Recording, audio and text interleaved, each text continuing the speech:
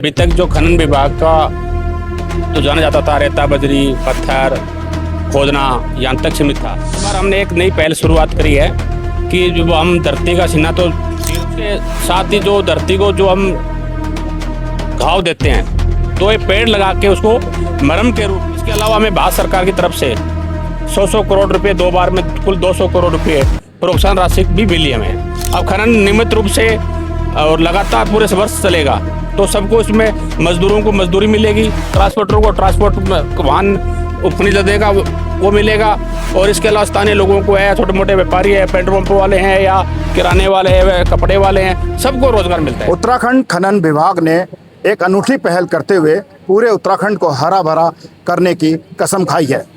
इसी पहल को पूरा करने के लिए खनन विभाग के डायरेक्टर राजपाल लेखा जी यहाँ पर मौजूद हैं। और सबसे बड़ी बात है कि वन विभाग और खनन विभाग इस पूरे उत्तराखंड को हरा भरा बनाने में जुटे हैं। इस पूरे मामले में बात करते हैं हम खनन निदेशक राजपाल लेखा जी। अगर बात की जाए, एक अनूठा प्रयास आपके द्वारा किया गया है, वन विभाग के साथ मिलकर आप उत्तराखंड को हरा भरा बनाने की एक तरफ बढ़ रहे हैं, क्या कहेंगे? देखिए कि अभी तक जो खनन विभाग का तो जाना जाता था रेता बजरी पत्थर खोदना यहाँ तक सीमित था। इस बार हमने एक नई पहल शुरुआत करी है कि जो हम धरती का सीना तो चीर रहे हैं वो कि जनहित के लिए कल्याण के लिए वो ज़रूरी भी है। हम उसके साथ ही जो धरती को जो हम घाव देते हैं तो एक पेड़ लगा के उसको मरहम के रूप में हम उसका एक कोशिश पहल हमने की है। और अभी हमने इस साल लगभग 1 लाख पेड़ लगाने का टारगेट किया है। उसमें से लगभग 60,000 के लगभग पेड़ पूरे उत्तराखंड में हम खनन विभाग के सोचने से लग चुके हैं। और अगले वर्षों में हम कोशिश ये रहेगी कि प्रत्येक वर्ष कम से कम 10 लाख पेड़ प्रत्येक वर्ष पूरे राज्य में खनन विभाग के सोचने से लगाए जाएंगे। सर, जिस तरह से बात की जाए, वन विभाग के साथ आप एक अच्छा काम कर रहे हैं, 22 हेक्टेयर जो ज़मीनें उस पर लगा रहे हैं, तो क्या लगता है किस तरह के साथ वन विभाग के साथ आपका समझौता है? नहीं, हम तो सभी का सहयोग ले रहे हैं। वन विभाग का सहयोग है, सभी हमारे खनन उद्योगी जितने हैं सबके सहयोग से ही किया जा रहा है।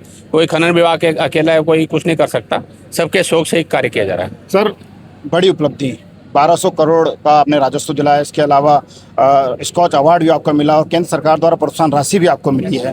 तो किस तरह की खनन नीति अगर बात की जाए जो राज्य हित में किस तरह से रहेगी? देखिए, माननीय मुख्यमंत्री जी के निर्देशन में और उनके नेतृत्व में उत्तराखंड राज्य में पहली बार खनन नीति का सरलीकरण किया गया, जिससे आम जन को खनन पट्टा लेने में आसानी हुई और पारदर्शी तरीके से और ई ऑक्शन के माध्यम से खनन पट्टे देने का प्रावधान किया गया, जिससे राजस्व में 4 गुना से अधिक वृद्धि हुई। जो राजस्व पहले 300 करोड़ रुपये प्रतिवर्ष होता था वो अभी इस साल 1200 करोड़ से अधिक का राजस्व प्राप्त हुआ है। इसके अलावा हमें भारत सरकार की तरफ से 100 करोड़ रुपए 2 बार में कुल 200 करोड़ रुपए प्रोत्साहन राशि भी मिली हमें। और इसके अतिरिक्त हमने अभी जो अवैध खनन की रोकथाम के लिए सर्विलांस सिस्टम हमने लगाया गया है। हमने टोटल 45 स्थानों पर ई चेकर लगाए गए हैं, जिसमें कोई भी गाड़ी या कोई भी वाहन बिना ई रमना के जाएगा या बिना कोई प्रपत्र के जाएगा तो हम ऑटोमेटिक उसको हमारे उसमें कैमरे में कैद हो जाएगा और उसका ई चालान के माध्यम से चालान कर दिया जाएगा। सर, सबसे बड़ी बात होगी, आपने जहाँ खनन व्यवसाय से जुड़े हुए लोग हैं उनके तो हितों की बात होती है, जो खनन श्रमिक हैं उनके हितों को लेकर खनन विभाग क्या कर रहा है? सर, नहीं, श्रमिकों की जब खनन सुचारू रूप से चलेगा तो श्रमिकों को भी लगातार रोजगार मिलेगा और ट्रांसपोर्टर को भी रोजगार मिलेगा। जब खनन अनियमित होगा, कभी चलेगा कभी बंद होगा, कभी कब चलेगा, तो उससे सभी का ही जो प्रभावित होते हैं, सिर्फ श्रमिक ही नहीं ट्रांसपोर्टर भी प्रभावित होते हैं। इसके अलावा लोकल व्यवसायी वो लोग भी प्रभावित होते हैं। अब खनन नियमित रूप से और लगातार पूरे वर्ष चलेगा तो सबको इसमें मजदूरों को मजदूरी मिलेगी, ट्रांसपोर्टरों को ट्रांसपोर्ट वाहन उपखनिज देगा वो मिलेगा, और इसके अलावा स्थानीय लोगों को है, छोटे मोटे व्यापारी है, पेट्रोल पंप वाले हैं या किराने वाले हैं, कपड़े वाले हैं, सबको रोजगार मिलता है। और खनन से प्रत्यक्ष और अप्रत्यक्ष रूप से उत्तराखंड राज्य में सबसे अधिक रोजगार अगर ये मिल रहा है तो खनन सही मिल रहा है। सर, बात की जाए रोजगार की, आपने बात कही सब लोगों को रोजगार भी मिलता है, किस तरह की पारदर्शी इस खनन नीति आपके नेतृत्व में लगातार बनी है क्योंकि अब आपने एक लंबे समय के बाद अक्टूबर के महीने में शायद खनन का काम फिर से शुरू होगा, तो किस तरह की सरलीकरण नीति की गई है जिससे कि खनन व्यवसाय को लाभ मिले? देखिए, हमारी खनन नीति का सरलीकरण और करने का ही नतीजा हुआ कि हमारे राजस्व में वृद्धि हुई और राजस्व में एक अपार वृद्धि हुई।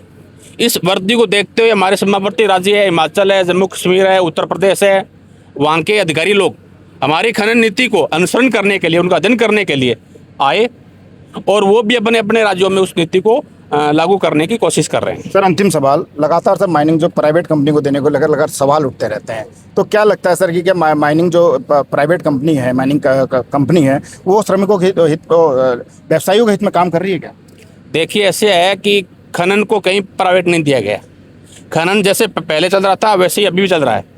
वन विकास निगम पहले भी यहाँ काम कर रही थी, आज भी वही काम कर रही है और कल भी वही काम करेगी। सिर्फ जो अवैध रूप से जो चोरी होती थी बिना रोल्टी के, उनको चेक करने का उनको अधिकार दिया गया है कि कोई अगर कोई वाहन जा रहा है तो रोल्टी चेक करने का अधिकार है, खनन करने का उनको कोई अधिकार नहीं है। ये थे हमारे साथ खनन निदेशक राजपाल लेखा जी, साफ तौर से कह रहे हैं कि जो खनन विभाग है लगातार खनन व्यवसायी के हित में कार्य कर रहा है और साथ ही खनन से जुड़े व्यवसायी और श्रमिकों के हित में लगातार काम करता रहेगा। आप लोग देखते रहिए वसुंधरा।